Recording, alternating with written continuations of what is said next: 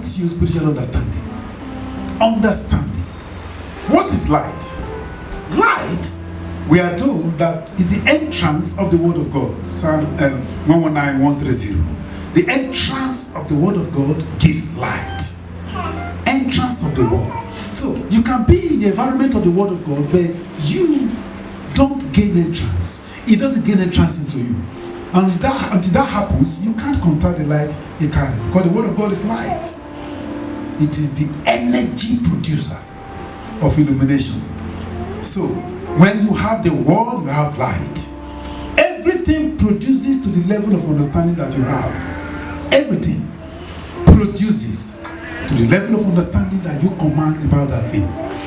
In Colossians chapter 1 verse 9 to 10, Colossians 1, 9 to 10 talks about spiritual understanding. Let's see. Colossians 1, 9 to 10. You have that there. My screen is off. I don't know why it's off. So let's read from 10. He said, for this cause we also, since the day we heard of it, do not cease to pray for you, and to desire that ye might be filled with what? The knowledge of his will in all wisdom and spiritual understanding, that you might walk worthy of the Lord unto all pleasing, being fruitful in every good work and increasing in knowledge. Praise the Lord. When you have spiritual understanding, you move from glory to glory. You change face per time. That's how it happens. Understanding makes you supernaturally fruitful. So spiritual understanding guarantees your proofs in life. Somebody here will have proofs. Amen. So spiritual understanding is equal to light. Yes. So when you say light, it means you have understanding. Yes. Another word is revelation. Revelation is light.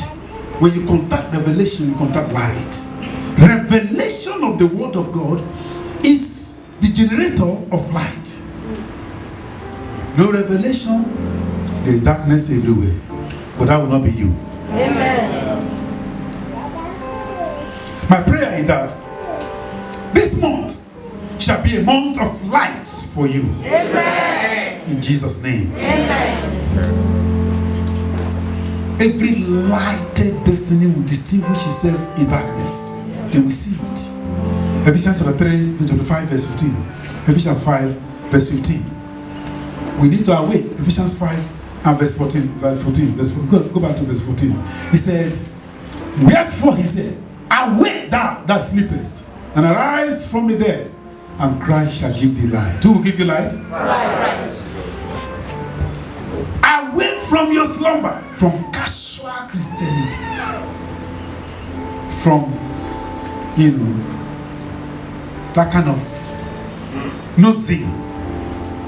Else you will never encounter light. If it's a matter of light, you have to press. You need to press into your stardom. Your situation will remain the same until you arise and take responsibility for a turnaround. And what we are looking for is turnaround. If you are looking for turnaround, then you must take responsibility to contact light. So what are the manifestations of the word of light? Let's see some of the manifestations. We look at about 7 of them, I think, about 7 of them. Just quickly, 7 of them. Look at how you can manifest the power in light. Number 1, power in the word proclaimed. Now, the word of God, we all have the word of God. You read the word of God, you can quote the word of God, you can speak the word of God, but the word is not fired in your hands. How do you fire the word? You proclaim it. Praise God.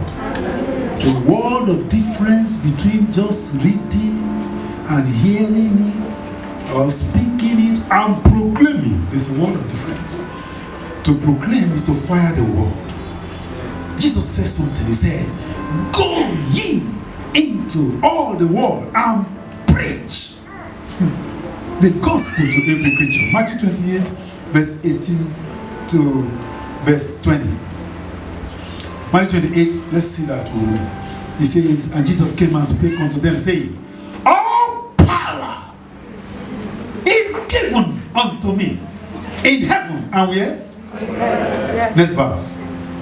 Go ye therefore and teach all nations, baptizing them in the name of the Father and of the Son and of the Holy Ghost. Amen? Amen. Look at verse 20.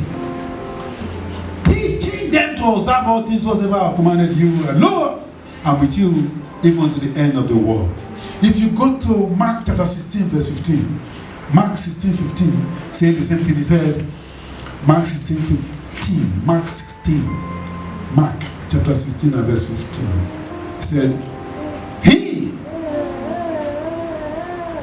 He said unto them, go ye into all the world and do what? Preach the gospel to every creature. Somebody say preach. Preach. It's not discussion. Thou shalt repent or you go to hell. That is the preaching. You can repent, you should repent, or else you go to hell. That is the gist. Praise God. Hallelujah. When you proclaim the word, you fire it. The reason why the devil is been harassing you is because you've not fired the word. You're just familiar with the scriptures.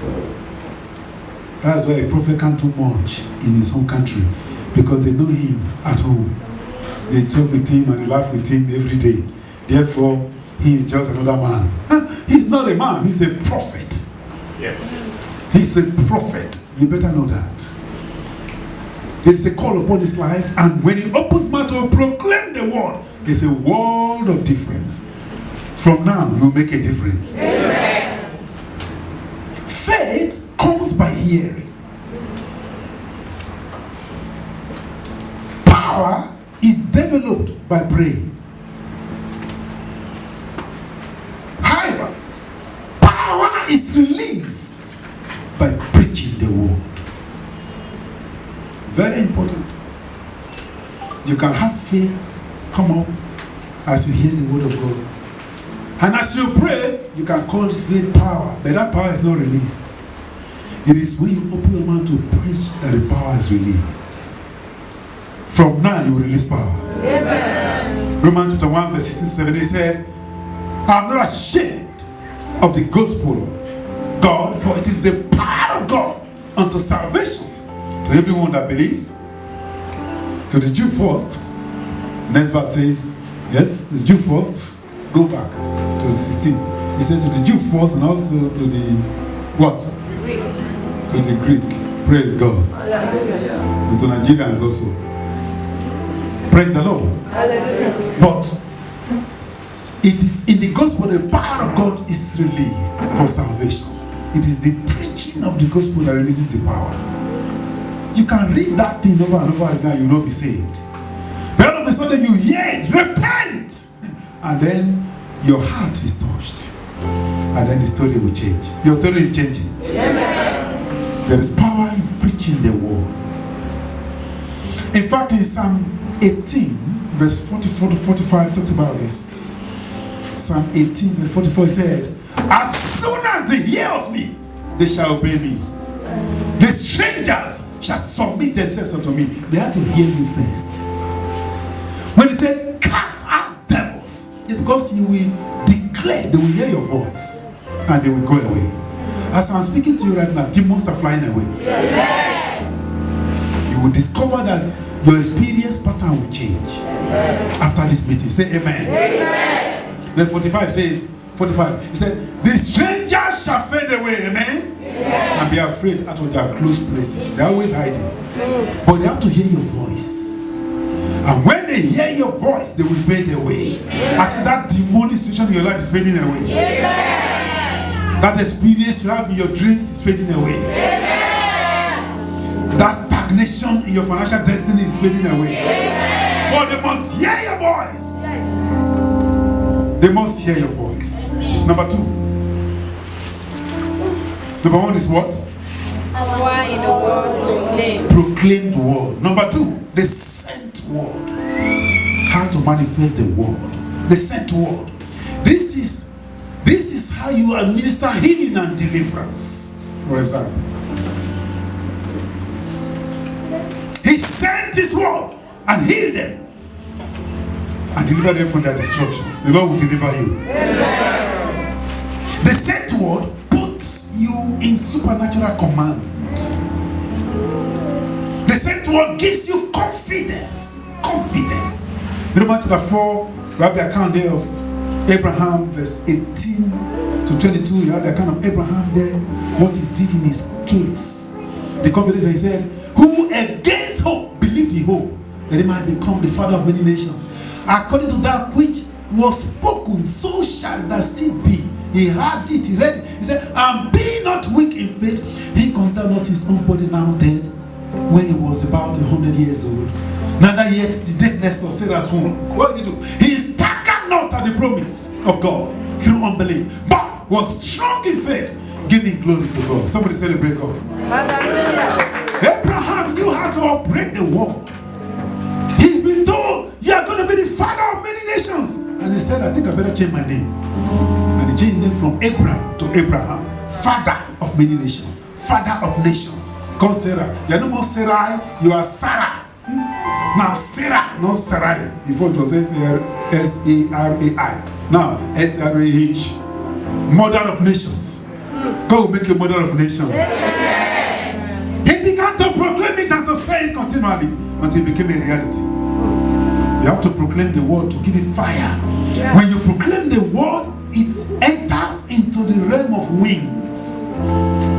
And the proclaimed word flies to achieve that destination that you have planned for it. Only men of the spirit can access the sent word, because the sent word is a rhema.